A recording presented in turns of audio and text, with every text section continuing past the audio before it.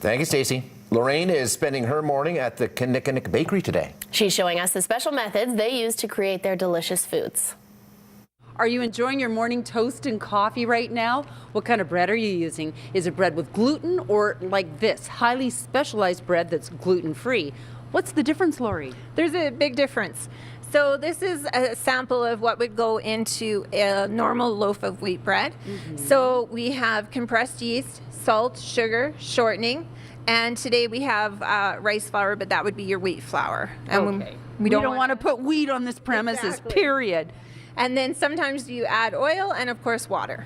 All right, now, what about a bread that is gluten-free? Look at this, wow. So when we're making the gluten-free bread, we need to replace what gluten does in the loaf. So we have a mixture of the rice flours, we have a mixture of starches, gums, and then we're adding some fibers as well, and sometimes some quinoa. Then we're also adding a vitamin blend so that we're enriching it. You're bumping it up a bit. What are in these containers? So this has a mixture, or this is brown rice flour, white rice flour, and this is guar gum. So just showing you some of the different flours. Okay, what might surprise you if you're not on a gluten-free diet are the number of products that actually contain gluten. You've got a store within this plant that we can come and shop at. Everything we're showing you is gluten-free, but these are products that you'd have to source for yourself in a regular store. Right, so the advantage of coming here is that it is all gluten-free.